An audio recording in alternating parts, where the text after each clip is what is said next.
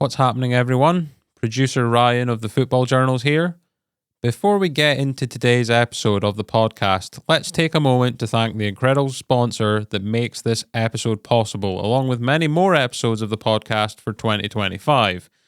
This episode of the Football Journals is brought to you by Elgin City Football Club Director and Elgin City Women FC Director Chris Foot. Along with helping Lee keep the podcast going, Chris also works relentlessly as a director of Elgin City and the women's side, tackling various tasks and roles. In the words of former Football Journals guest Christopher Saunderson, if it moves, Chris Foot can get it a sponsor. Which rings true because this podcast is moving in the right direction, and alas, this podcast has a sponsor. You can follow all things Elgin City on various social media platforms to keep up with both teams' journeys this season.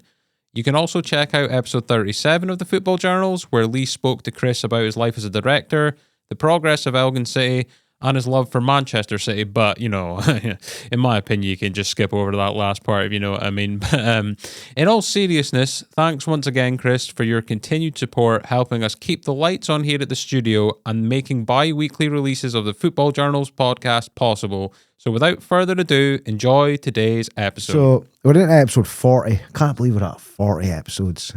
Good going, that. It's mental. Somebody I've actually been in touch with probably for the last 18 months, but we just haven't had a chance to get together to get this done. I'll take full responsibility for that one. That's on me. No, we're both busy people. We've just kind of discussed it before. Football's mad and it keeps you busy. But welcome to Colin Charlesworth, current Huntly manager. Ex Elgin City, Lossie, Locos, Vale, Huntly, and obviously, as I've just said, current Huntly manager. I know Colin from school. Many moons ago. Many moons ago. We'll not give away our ages. That's not very fair on ourselves. But my first question kind of goes back to kind of school and things, Colin. But take me back before we met, because I think it was about secondary school before we kind of crossed paths. How good a football player were you as a kid? Honestly, I kind of felt like I was a wee bit of a late bloomer when it came to stepping into levels that all your mates were playing at. I played for, obviously, Elgin City as a youth player. Under 12s, I think I started there. But before that, my dad was in the RAF, so we lived in Germany for 9 years. Yeah. And I sort of fell in love with football when we were over there. I played for a German football team, didn't understand the language at all, just got shouted at in German and just ran as fast as I could and kicked the ball as hard as I could. And then I came over to Scotland and I got a bit of an eye-opener when you got into like youth setups. And I just felt like I was a bit of a late bloomer, and I maybe done myself an injustice by playing what turned out to be the wrong position, but I didn't know it back then.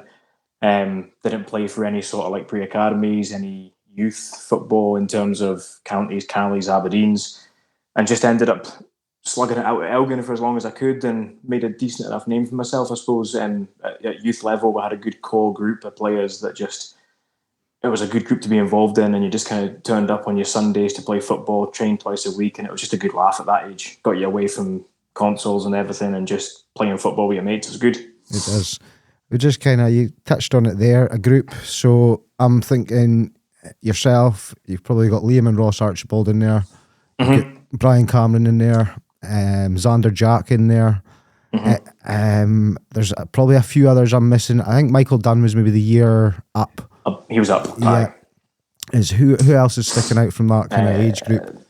Probably the big one for us was Steve McKenzie. Ended up playing with him at Lossie later in that as well, but he was one of the ones from that group that ended up going off to Cali and stuff like that. So he's one that people forgot that was there with us because he went to Cali so young. Out with that, it was Doug Wood. Of course, aye.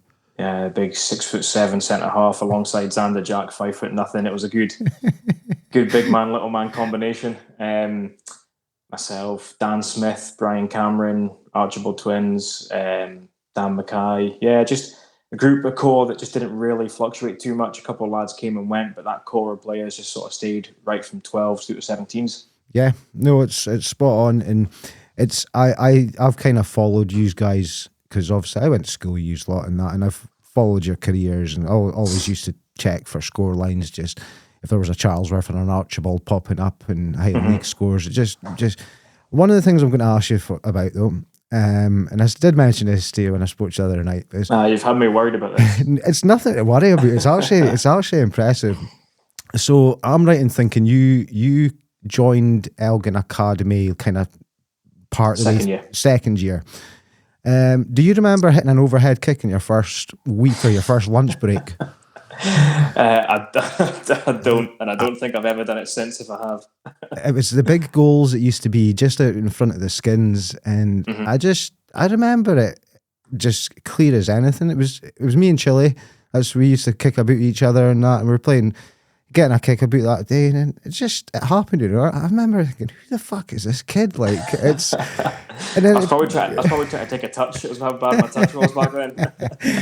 But I remember playing in school teams with you and things like that, and obviously I was the weak link at the back in the goals, like, but I'll hold my hands up to that. It doesn't bother me, but I always really enjoyed school football, you know, because especially playing with like say yourself, playing with Ross and Liam, even players like Peter Ramsey was a good player when he was younger and things like that, you know. Of course, yeah. And it gave me confidence as a kid, you know. I think, all right, these guys are at Elgin. They must be, they're obviously of the level. It kind of brought me on.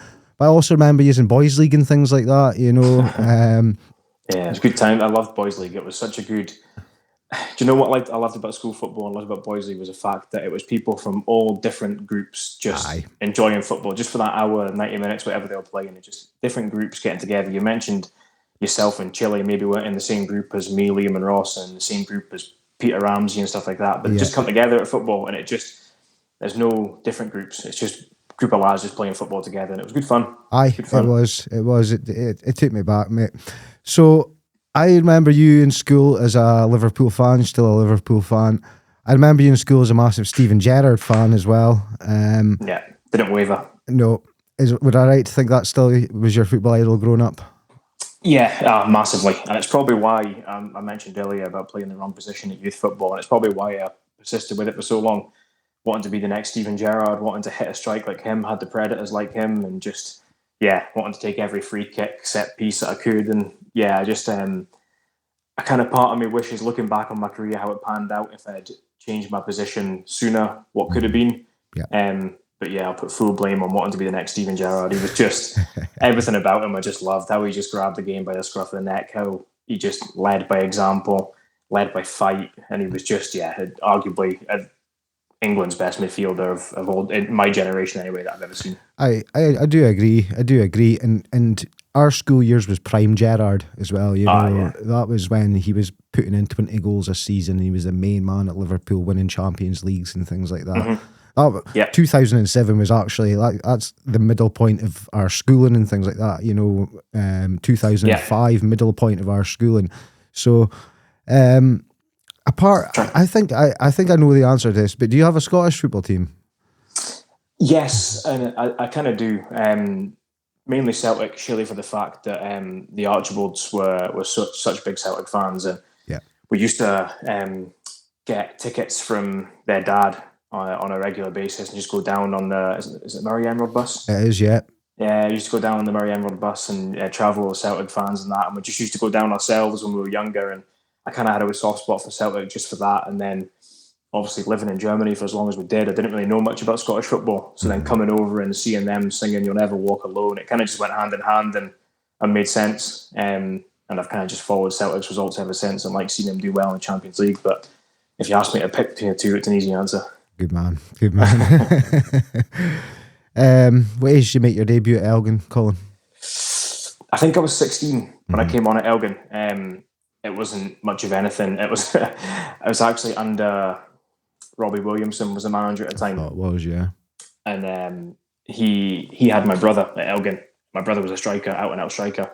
So when I got drafted in with the first team, I would train with him. I'd play midfield and training and stuff. And when it came to making my debut, I remember he was like, "You're going on for Shally, for Darren Shalliker." Yep. I was like, "He's playing up front." And he goes, "I know, you was go up front for him." And I just got the ball for 10 minutes lumped to my head, and I was just jumping with men at 16-year-old, losing every single header, but I absolutely loved it. I still class myself as a bit of an Elgin City fan, if I'm honest with you, just from my schooling growing up as a young player there, and love seeing them do well. And it was just brilliant, just coming on for what I class as my hometown team. Yeah. No, I remember you breaking in. It was round about the time Soapy was breaking in. I think Liam and Ross possibly were getting a break in at the same time as well. And it was good because it was like a core of local lads, and you know, and you were all pals. We'll go back to the Tatters episode where he says you was a group of innocent young lads, or good behaved lads. Yeah, the Tatters, you don't know the half of it, mate. It's I'll test. I'm not going to say anything to change his mind. I'm happy with his comment. But kind of, you moved on for Elgin quite young, and you were in at Lossie, 17 years old, I think. Yeah. I think I was still 16 when I left Elgin. Do you know what? I can't remember fully what happened at Elgin.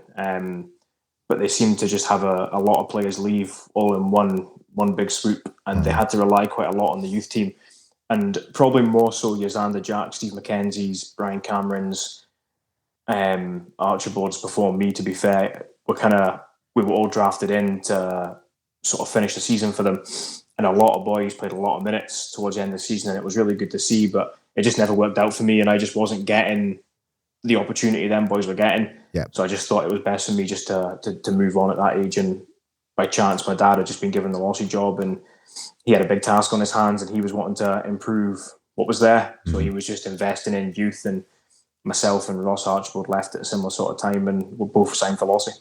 Yep. You're going into a Lossie team that's full of characters, let's just say. That's a schooling. That was a schooling. You've got boys like Martin McMullen in there. I don't know. Would you have Stevie Dixon still involved at that point? He was, but he was really struggling with injury. I didn't really play too much with him, but he was still club captain at the time. Yeah. Kev Stewart, Minnie McConaughey, a lot of experienced heads in there, and as I've just kind of pointed out, a lot of characters.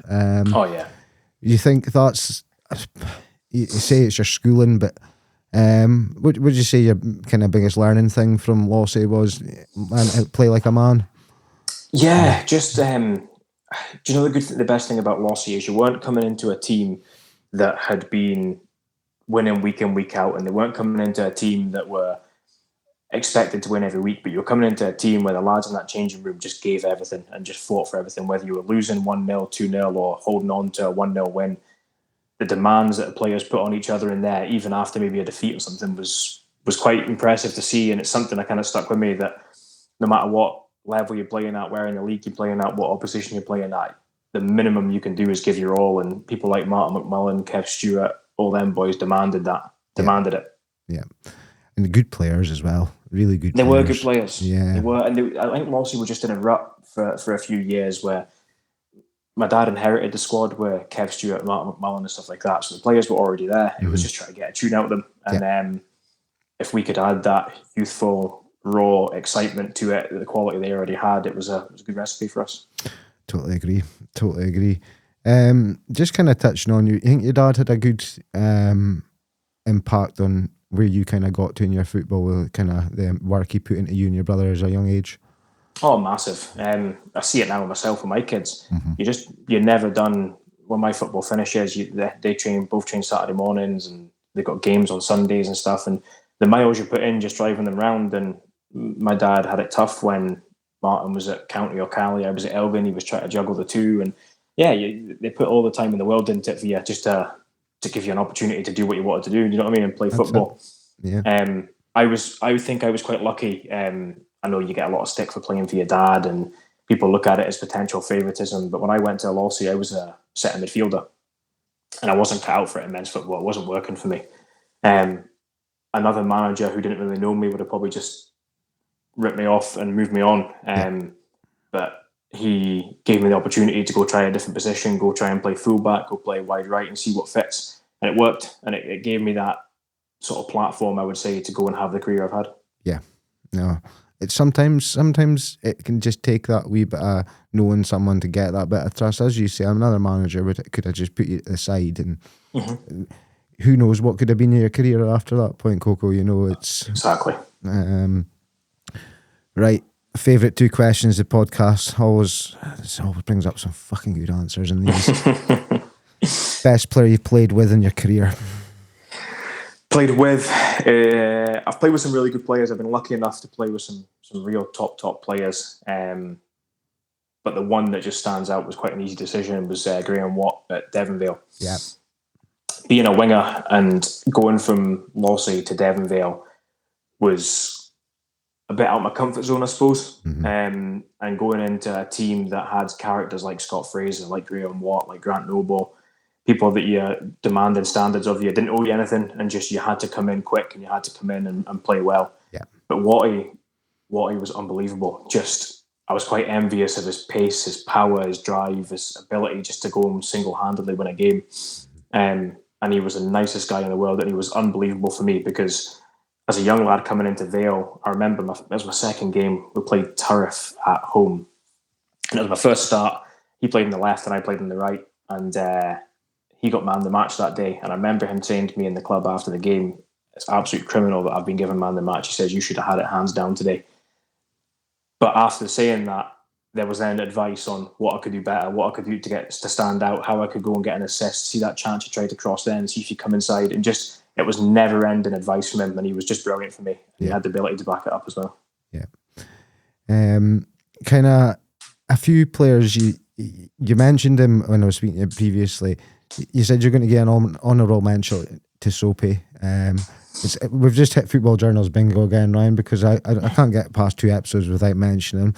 But, I just remember getting absolutely pummeled goals past me for New Elgin Primary when I was in Seafield, and yeah, it wasn't great memories for me. But you seen him at 16, 17. Would you have gone on to imagine Soapy would play 500 games for Elgin City?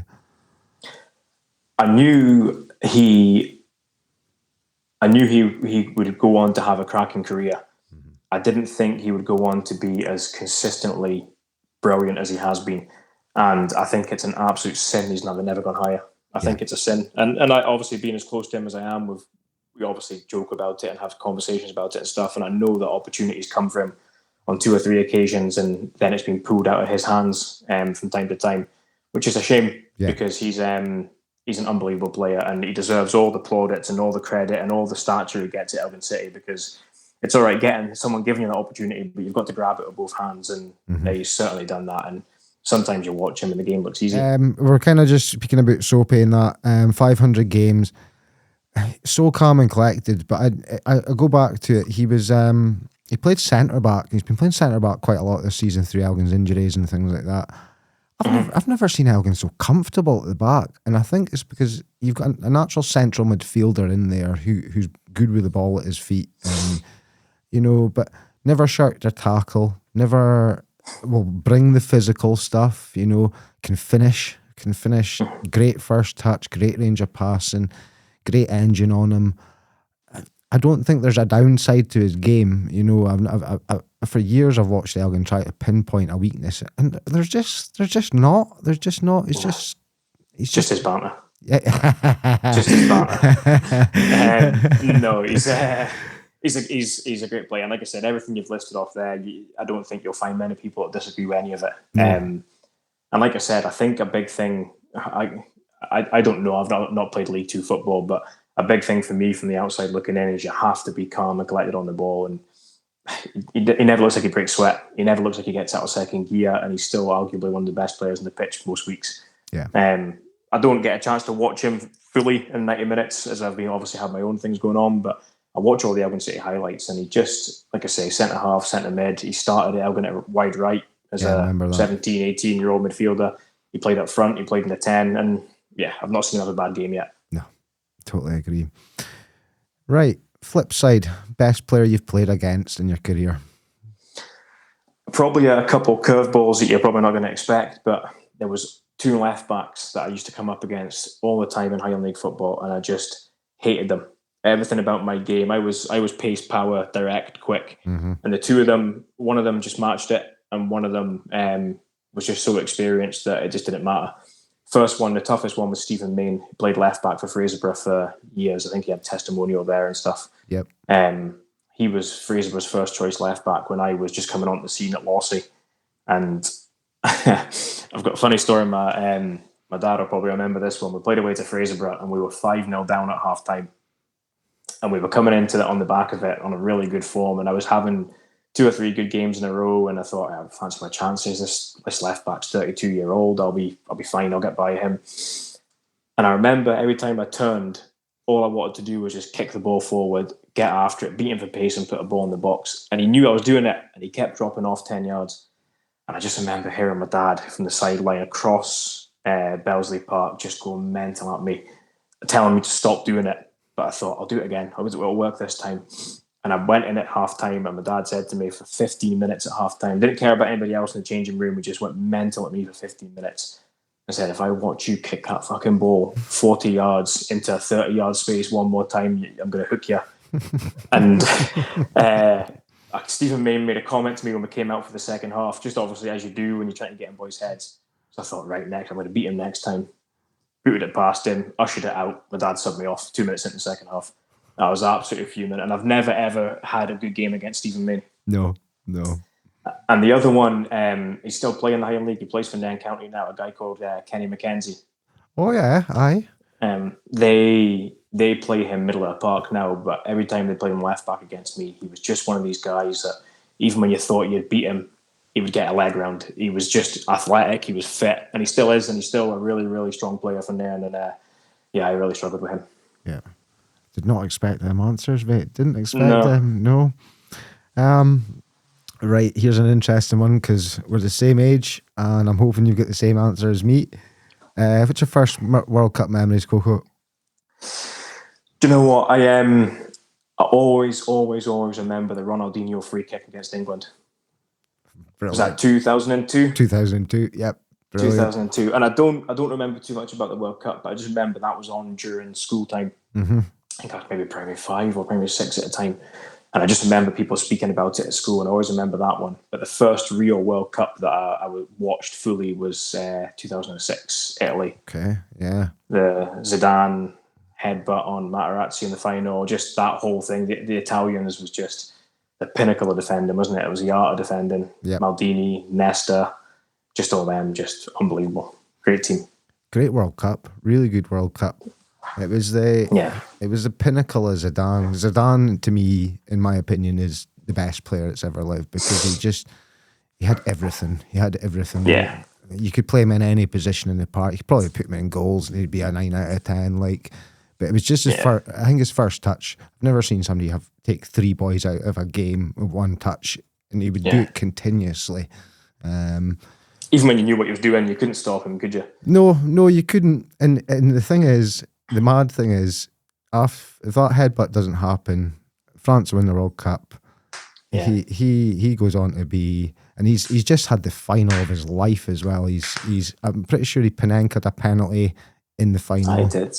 Yeah, he did, didn't he? And then did he not single-handedly beat England in the group stage as well in that World Cup? Yeah, he did, didn't he? Yeah, some player, man. But 2002. That was the Japan career. I remember all the games being on really early in the morning. Ronaldinho, blue kit, 40 yards. David Seaman in goal. David Seaman in goal, and it's cracking. Really good Brazil team as well. Roberto Carlos, Cafu, Ronaldo, Rivaldo, the list goes on. That was the original Brazil team that I remember. Just that was a top Brazil team, and they'll do well to get back to that level. I think that players. I don't think France have got a really good squad this time around, but I don't think you'll ever get a Brazil team like that again. It's just no. I think that's what started the Brazilian flair. All these comments about it, wasn't it? All this style of football, the players that could single-handedly win a game, and they were just full of it, full of them. Not one bad player. Fucking immense, mate. Right, here's a bit of a juicy one. So we'll get into a bit of Vale first because you had a good stint at Vale. Initially, I think you're still a teenager when you went to Vale. Is that right? No, I think I was just waiting to turn 21. Just okay, early 20s then. Early 20s, yeah. Do you think you'd? This is going to sound a strange question because you've been playing Highland League for that 4 years by that point. But did you feel a Highland League player by that point? By the time you'd moved to Vale, do you know what I mean?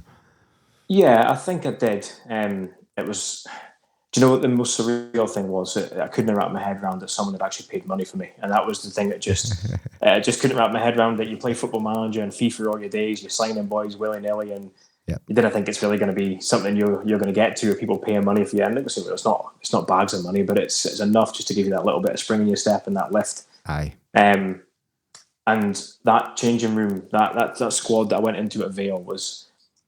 I say it all the time. If we had kept that team together for maybe 2, maybe 3 more years, we'd have been serious contenders for trophies, medals, leagues. It was just an unbelievable team. Had Scott Fraser, arguably the best centre half I've ever played with. Scott Henry, the two of them were just unbelievable together at the back. We had Minnie McConaughey in goal, Craig Cowie, Graham Rodger in the middle of the park, same ages as me. So again, they were 20, 21, been playing Highland League since they were 17. Graham Watt, my brother, myself, Craig Simpson, JJ Uckett. There was just an unbelievable quality of experience and youth, but everyone was so experienced at that level, and it was just a really good team. But I went off to Locos, Roger went off to Formartin, Cowie went off to Bucky, Scott Fraser picked up an injury, Scott Henry went off to Formartin. So players went on to big teams, and it just shows you the quality that was in that changing room. It does.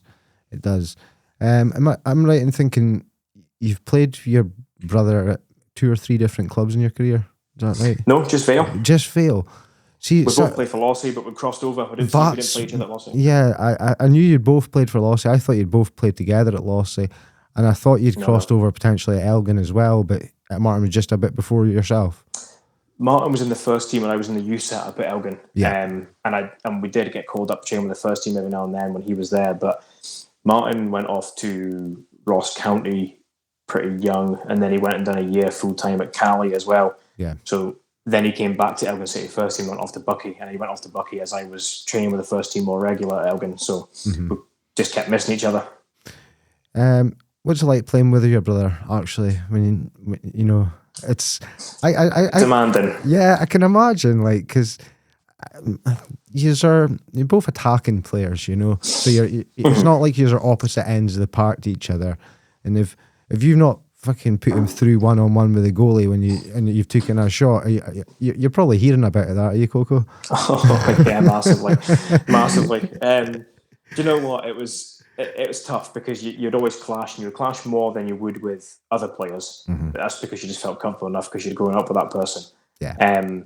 But it was always just football. It was never anything more than that. It was just a football clash, and that was it. But Martin was good for me at Vale. He had come from Bucky, and he had won the league twice at Bucky. He had won a couple of medals at Bucky. So when he came into the changing room, he added that sort of demand of, we're not here to fuck around, we're here to win.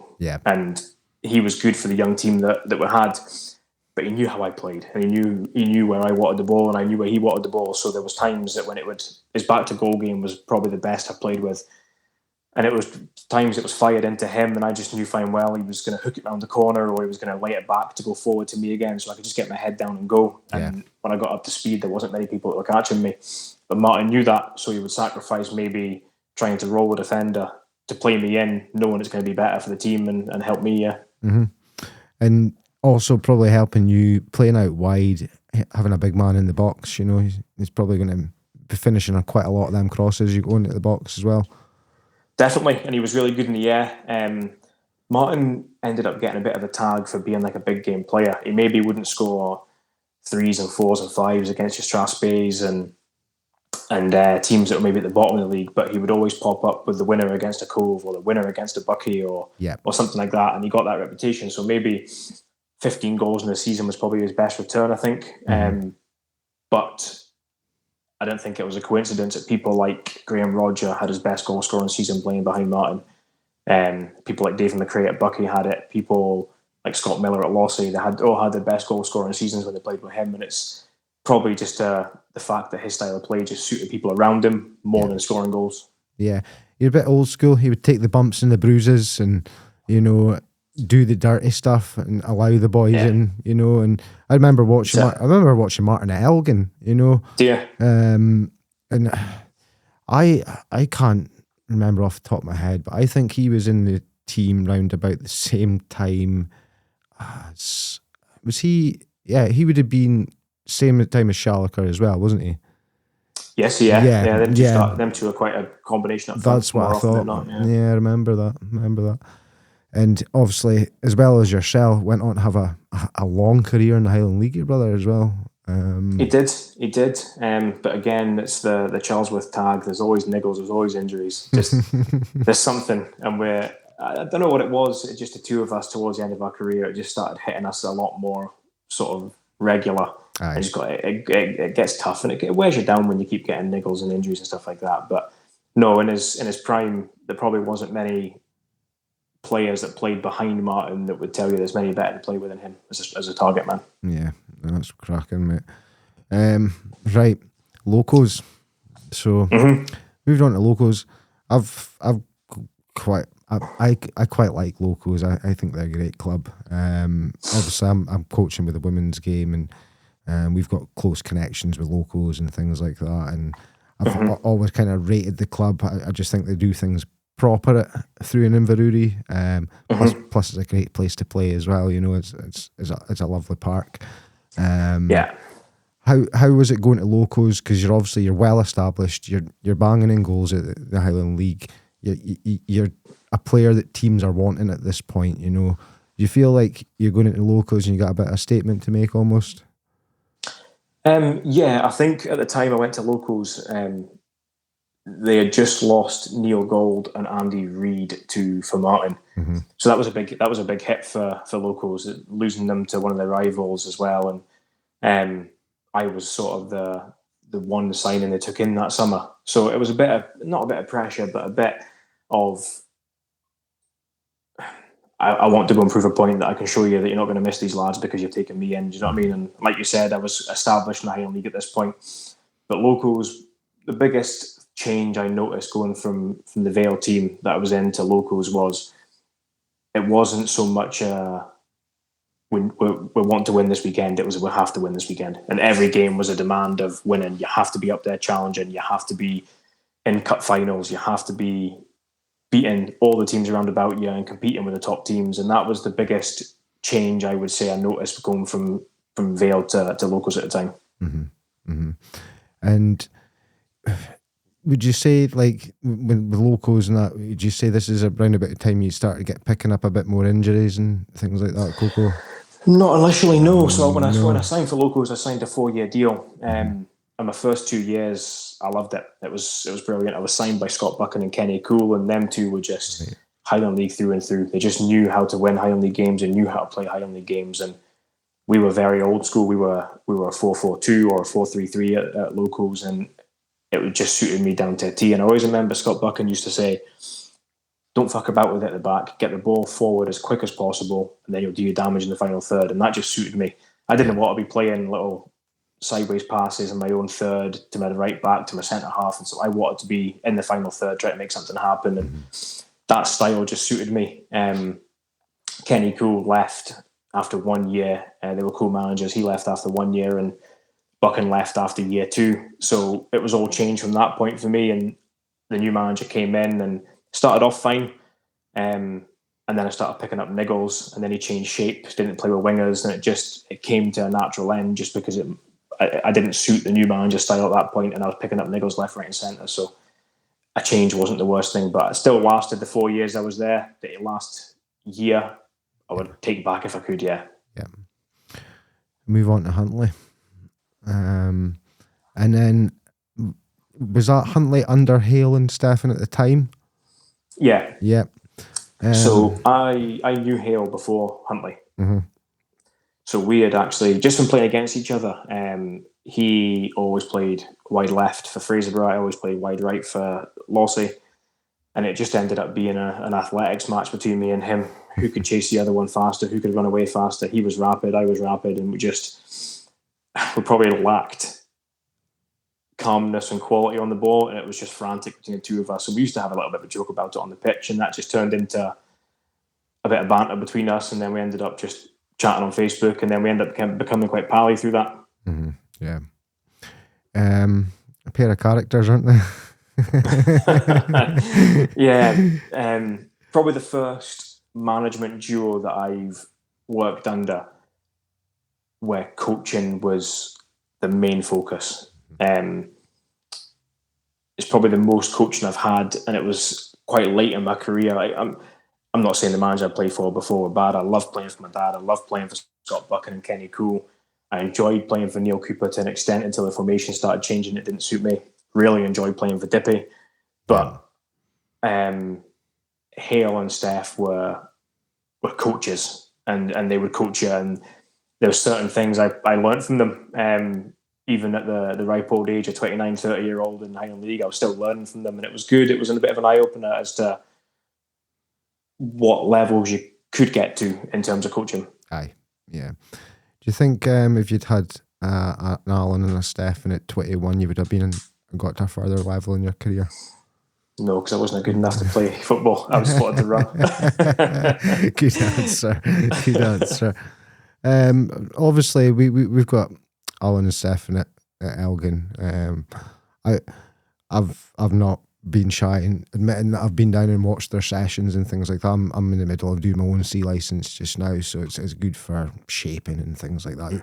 You'll have done your licenses and that yourself, Coco. You know the crack. I think it's the attention to detail with them that they go into things, and it's the smallest little points, but when you look at it in a bigger spectrum, it improves everything. Like, they'll be telling one player one thing and another player another thing, and you'll see them chatting about, and they'll get into a drill and maybe something doesn't work, and they'll just make a slight little adjustment here or there, and it works. And it's like it's high level, as you say. It's like you realise there's levels to coaching. There's levels, and when you're a young kid in school, you think that your school coach is the best coach you've ever seen, or your academy coach is the best coach you've ever seen. And as you get older, you start to realise, fuck, them guys knew nothing. These guys, they know their shit. They turned Huntly around really in 3 years, and it's got to the point where obviously they moved on to Elgin. You're now a Huntly manager, Colin. A good place to walk into at the time, wasn't it, as a manager? Yeah, it was. I mean, I think I wasn't at Huntly when Hale and Steph first took the job. They had a year before I joined. And that year, they'll probably admit it open and honestly, that year was just, it was a total mental turnaround for them. I think Hale's told me that they had 5 signed players and they turned up for pre-season because they just had a clear out and they just ripped the script up and started again.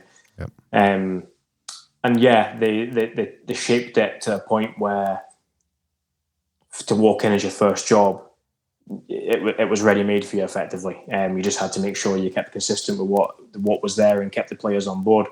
And to a point, I think we've done that. It's just now trying to kick us on again to the next step. We've got that grounding now. We're a year into it, and it's now just making sure that we can kick them on again. And I'm confident we will. I wouldn't be doing it if I didn't think we could. But no, they put a good foot in there. And I listened to your podcast with Marcus Goodall.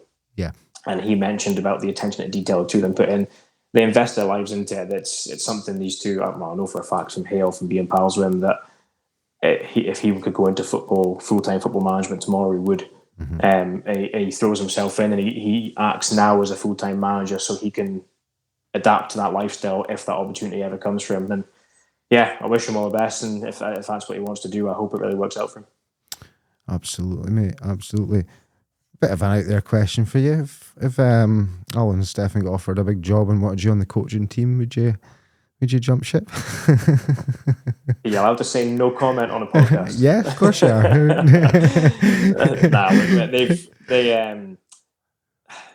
The big job thing is I think you have to be in the right mindset to do it, and I'm willing to, because it's probably going to be a backward step in life to go forward again with how big the job could be potentially. So yeah, I'm enjoying being a manager. Yeah. And I would like to see how well I can go with that and how far I can go with that myself, and how well I can get on with Huntly and take that to a point where I think I can really get them developed again. So I think as it stands right now, no, I think I'll leave them to do their own thing and I'll do my own thing. Good answer, mate. Talking of success at Huntly, you got them to their first cup final in 25 years, mate. That's a big achievement. It's a big achievement, considering that the start. You'll know yourself, and anyone listening to this is a Huntly fan. That was the biggest club in the Highland League for a good 10-year period in the 90s. And there was no shadow of a doubt they were the biggest club. And I don't know what went on behind the background of why that kind of died down eventually. But 25 years, it was kind of that end of the 90s period. It was their last cup final, and you got them to another cup final. Yeah, it wasn't the result you wanted, but it's a huge achievement, Coco. You've got to be kind of chuffed with that. I am. It was a big thing. I think stepping into a team, because like you said, Hale had obviously turned Huntley around in a 3-year period. To step into that after a manager being successful, it's a difficult thing to do. I think you've seen it with Bucky this season, with how successful Spider was. I don't envy Lewis going into that, and he's obviously had a bit of a transitional season, and he's doing really well to finish the season now. And I felt in a similar sort of position with Alan when he left. He took 2 of my players. Obviously, Lyle goes, who was the best left back in the league at the time. Michael Dangana goes, who was arguably on his day one of the best wingers in the league.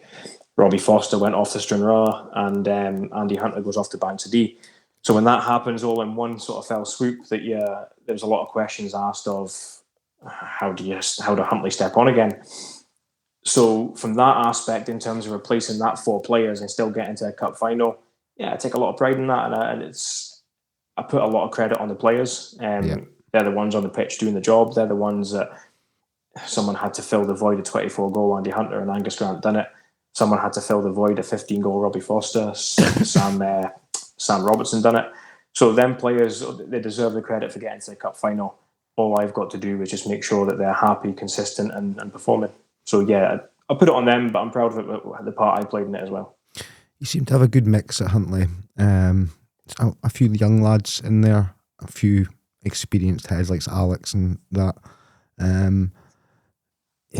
Is there anything, if there's one thing that you would say that you're missing, what would you say you're missing from the team just now, Coco? Consistency.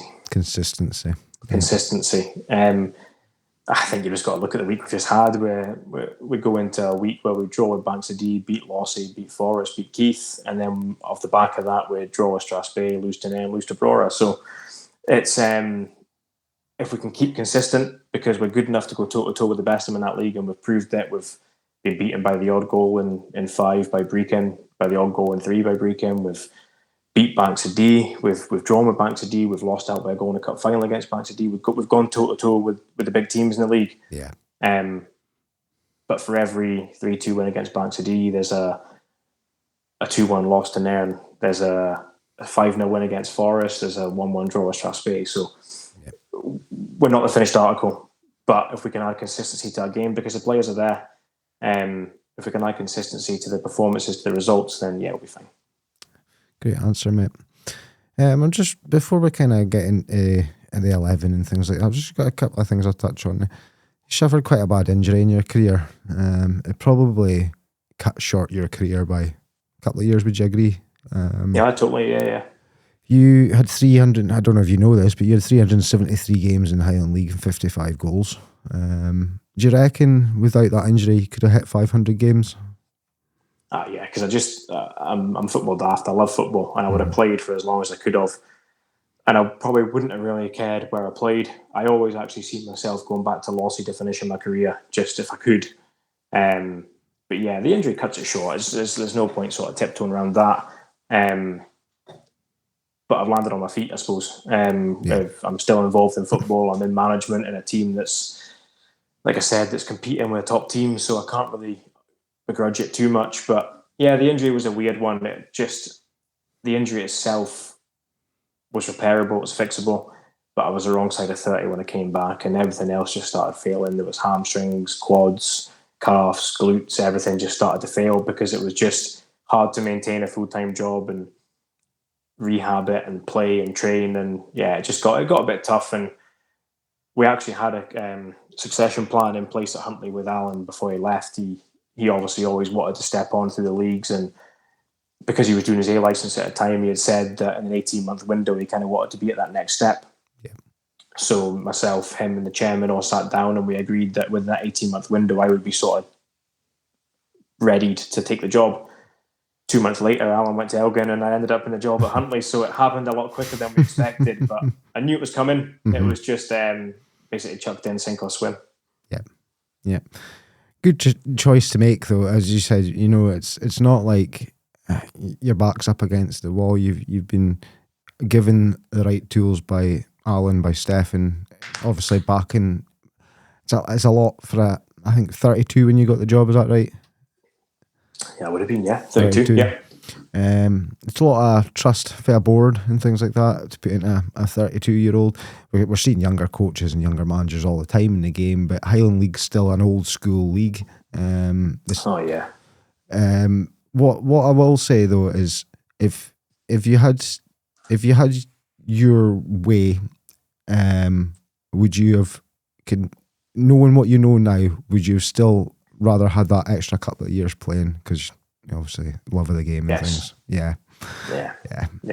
I just it always kind of just felt like unfinished business, and the fact that I tried to come back and I had the facilities around me with Huntly, the physio coverage and everything like that to get it rehab right, and I did get the rehab right. It was just a step too far for me. But yeah, I would sacrifice everything now to go back and play for 2 more years at that level, 100%.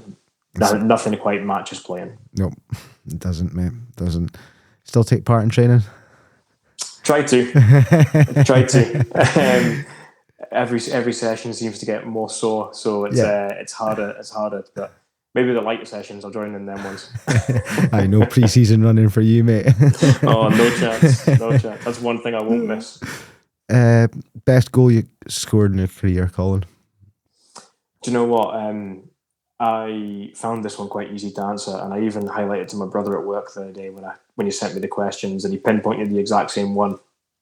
We were playing for Vale at Keith at home, and it was just one of them games where everything seemed to go right for me. It wasn't a Fraserburgh game against Stephen Main. It was one of them games where everything was going right, and I think I'd won a penalty. I'd already set up a goal, and we were winning 4-2 with I think 10 minutes to go. And I remember Scott Henry had just loved the diag, and he just put a big diag over the top of the fullback, and I must have been 40 yards out, and the ball came over my head, and I was knackered, and I just thought, I'm just hitting this. And I caught this thing on the volley from 40 yards, and it was just straight as an arrow in the top corner. And I tried to play it cool by not celebrating. And I remember my brother coming up to me. He was like, "Great strike. Why the fuck have you hit that?" But it was just one of them. It was just mad to think to hit it. And I just thought, I'm just going to hit it. I'm knackered. I can't run anymore. And yeah, probably my favourite goal I've ever scored. Good man. So before we get 11, I always like to finish off my main set of questions, but just asking, what's the proudest achievement in football? I've got two that I couldn't really separate between. First one, we just touched on it, is the cup final. Mm-hmm. Getting to the cup final as a manager in my first year doing it. Like I said, I take a lot of pride in it, although I do put a lot of sort of praise in the players and that. I take pride in that myself personally. And in the lead up to that game, there's a lot of media attention. The trophy was down at training. The paper was there 2 or 3 times. It was a lot of coverage, and just the whole run up to that was just something I won't forget. It was just really enjoyable, and yeah, a proud moment. Yeah. And the second thing is probably just my Highland League career as a whole. For someone that never really held down a position at youth football and was playing the wrong position for as long as I did, and never went to, like I said, a Cali, a county in Aberdeen, never ended up at sort of boys club football.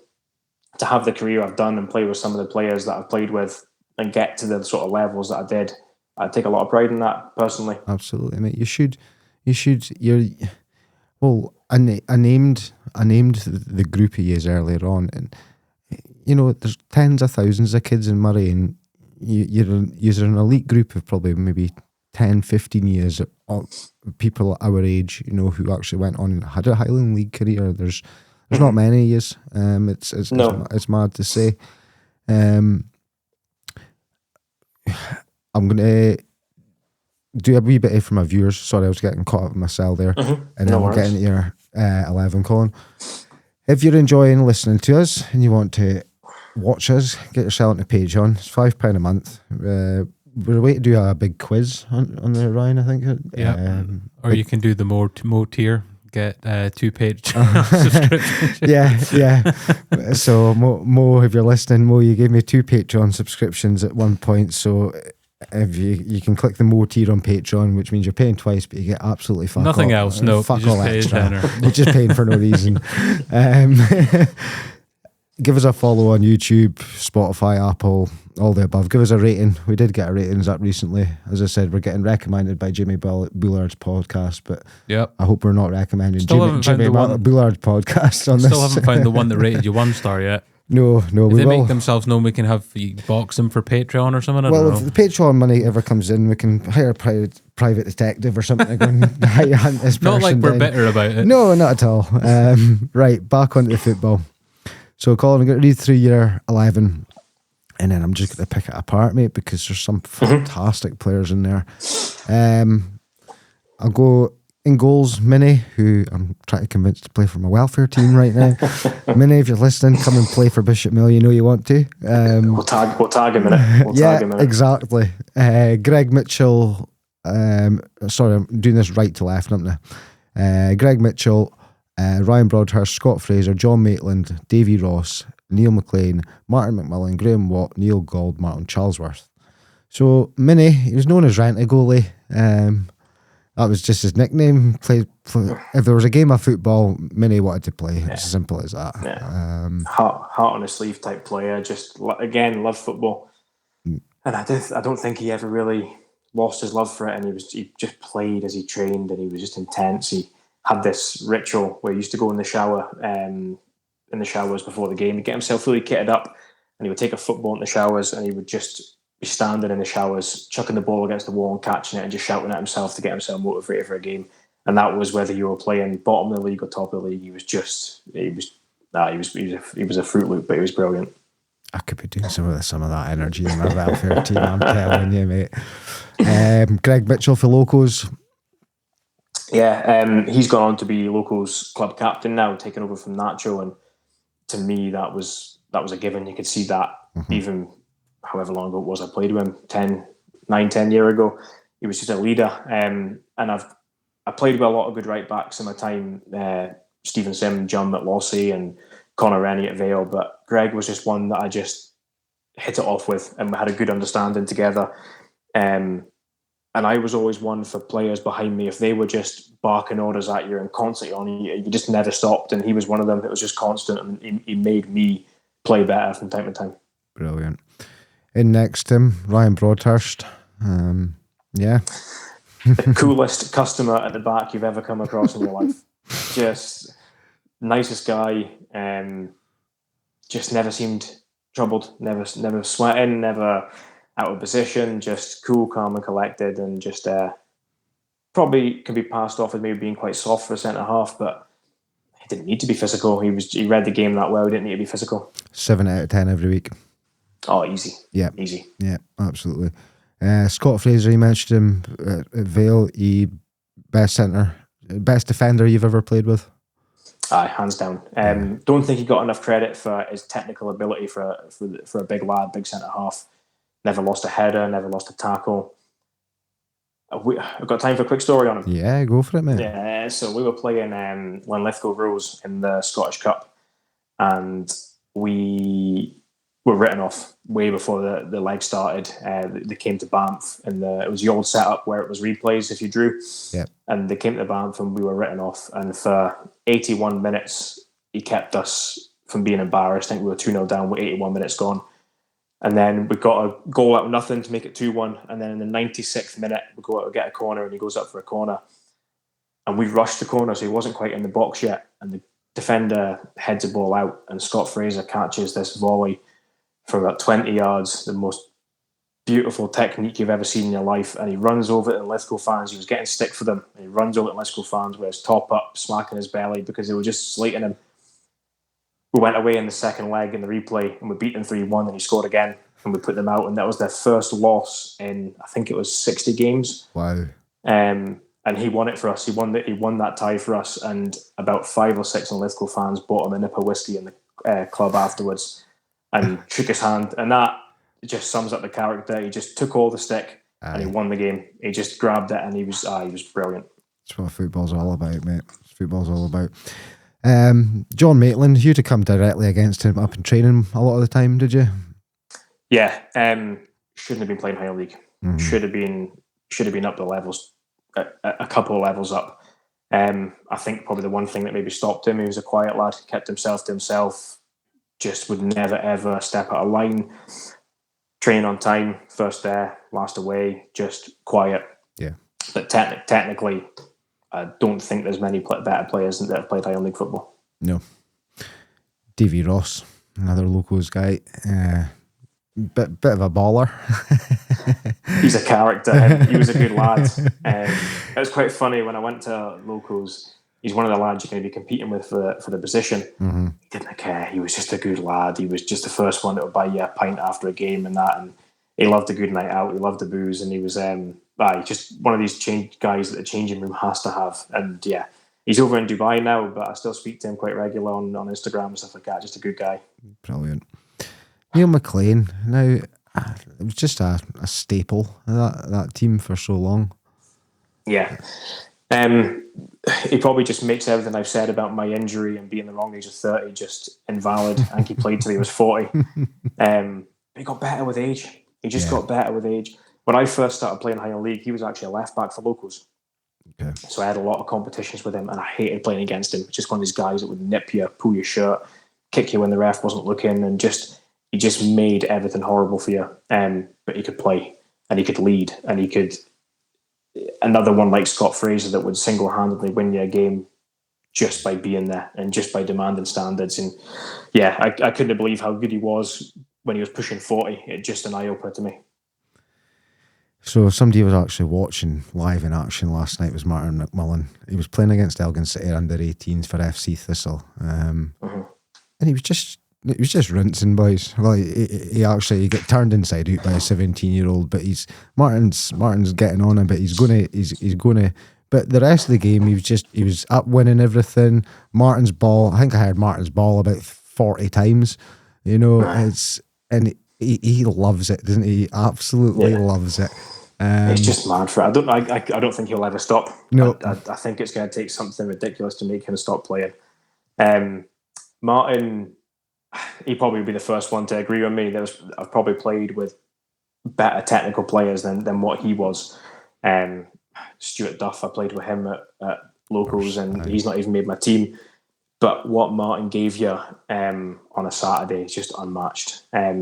Going into that changing room, and Liam and Ross will tell you as well, going into that changing room when you're 17-year-old and just having the biggest, aggressive, angriest man batting for you.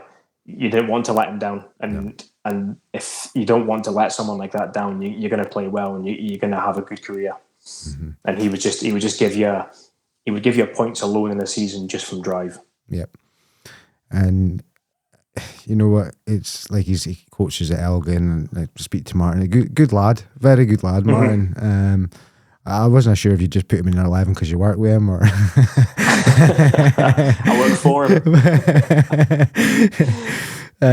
Right, Graham Watt touched on best player you've ever played with. Should have played at a higher level, do you reckon, Colin? Easy. Yeah. Easy. I think you look at people like Sargent that are at Elgin now. I played with Sarge my second stint at Vale. He came on loan to us from Fraserburgh. People like him have made the step up and they're doing well. People like Graham Watt were levels above that. And he was just, I don't think he had a weakness. He was honest, he was quick, he was powerful, he could strike a ball, and he defended. He never ever left his fullback sort of exposed at all. Yep. Was that the same case for you, Colin? Do you want to talk about the strikers? Right. So I actually teased with people that had. Sorry, I forgot to touch on that. I actually ended the last episode by teasing that I had one of the best goal scorers in history of the Highland League coming on, but I've got one of the best midfielders instead. So you'll have to deal with that. One of the best strikers is coming in a few weeks' time. I had to reschedule it. But another one of the best strikers, when I think of the last 20 years, I think of Connor Gethins. I think Cammy Keith, I think Ian Murray, and I think Neil Gold. And I think a Scott Barber, obviously as well. Neil Gold, he was always top of that charts, or he was always there or thereabouts, and he was one of these guys that just, you could put it in, and it would be in the back of the net. You know, did he make your game easy when playing next to him? Yeah, and I obviously touched on my brother being back to goal striker, and Neil Gold was the exact opposite. He would turn an average cross into a goal. Yeah. He would turn an average ball into the box into a goal. He would turn a goal mouth scramble into a goal. He was just one of these guys, and it's one of these things like Cammy Keith and the other players you mentioned. You can't coach it. It's just a natural instinct to want to score goals. And he's the only player I've played with where the manager has actually set up a separate pre-season track with inside the running track everybody else is doing, because he knows Neil Gold isn't going to run for him, but he knows he's going to get him 30, 40 goals a season. Used to be we trained at the sports centre in Inverurie here. We always used to have to do this. Say, for example, it was an 800-metre track. Neil Gold had a 400-metre one inside that he would run around. But you sacrificed it, and nobody argued it, because when you put the ball in the box on the Saturday, it was going to be in the net, and that was just him. But yeah, I think, and I'll class myself in this bracket, I don't think people gave Goldie enough credit for how good a football player he was as well. It's short in stature, maybe put people off him, but he was an incredible footballer, and like I said, just that killer instinct to score goals, unmatched. And yeah, exactly. And we'll finish off in 11 with Martin Charlesworth, your own brother. We kind of touched on it earlier on. It must have been nice to also play with your brother, somebody you grew up playing football with. A bit of a surreal moment when you're actually on the park together in a Highland League game and things. Yeah, it was good, because we were obviously close in age, but we weren't close enough where we'd cross paths and youth developments and stuff like that. So we always missed each other. So when it got to Highland League, and to be fair, if I'm being honest with you, Martin started at Elgin City and Bucky and won league titles and stuff, and I was at Lossie trying to make a name for myself. So I didn't ever think I would get to the levels that he was at to be able to play with him. But yeah, we landed lucky that we got to play together in a really good Vale team. And like I said, my team's based on players that made me a better player that I linked up well with, and probably none more so than him. Yeah. And as you mentioned before, Martin got to a high level himself. You know, he was full time at one point. He was the main striker at Elgin at one point. You know, I think there was a couple of points he was the main striker at Elgin. You had guys coming in and out, but for a couple of seasons, Martin was the consistent one that was playing up front. Have you got a manager for your 11? You got a... I can't put my brother in my team and they have my dad as the manager, could I? Do you know what? Again, going back to getting the best out of me, he just knew how to. And Liam and Ross's dad always jokes on me that he'd just sit in the stand at Lossie and just hear my dad berate me for 90 minutes. But he'd be the first one to walk up on the pitch and say, "Oh, well done today." But you didn't feel like it at the time, because he was just berating you, because he knew how to get the best out of you. Yeah. But I've deliberately not put any Huntley players in my team, because for two reasons. One, I manage them and I can't be seen as favouritism. And two, I didn't play long enough with any of them. But probably one that's unlucky to miss out is Xander Jack, just from I played with him at Vale, I played with him at Elgin City Youth. And he was a captain, sort of leader type character in that as well. So, and Liam Archibald and Ross Archibald, but I felt sorry for Liam at Lossie. He was a winger when he first came to Lossie. Yep. So he played left and I played right. But I was always the outball, and I was always the one that he would have to sacrifice it. So when I was going and all my gun-ho runs and they opened the gates and I was off, Liam had to tuck in and do the defensive work and do the doggy work for me to get the headlines. So I feel for him, and Ross as well, just an absolute maniac. For someone that didn't really need to keep fit, his fitness levels just to run himself on the ground were phenomenal. Yeah. But yeah, and I said to you when I messaged you, I'm not gonna grab onto Soapy's coattails here. I only played with him 12 to 17, so I'm not gonna jump on that and put him in the team just because he's flying high at Elgin. Well, you just think all the times Liam had to tuck in, he's actually a centre back these days. So, well, that's all because of me. That's why you made him, mate. You made him. Honestly, I'm going to touch back to it, but I'm delighted for you guys. Honestly, playing school football, all you guys and things like that, to see the levels you all got to, you should really be proud of yourselves, because I appreciate that, mate. I appreciate that. It's been good. There's not many people do it, and the best ever player that we ever played with ended up being captain Elgin City, and you guys are the next one up. So you've got to take that. You've got to take that as far as you can go. You got further than 99% of the other people in the local area, So you always go with that. I appreciate that, mate. It's nice of you to say.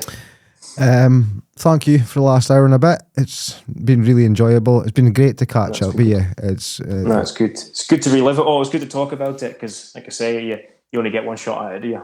Aye, you do, mate. You do. You've got to take it. You've got to grab it with both hands as well. People get down and watch Huntly, get down and watch Colin's team play.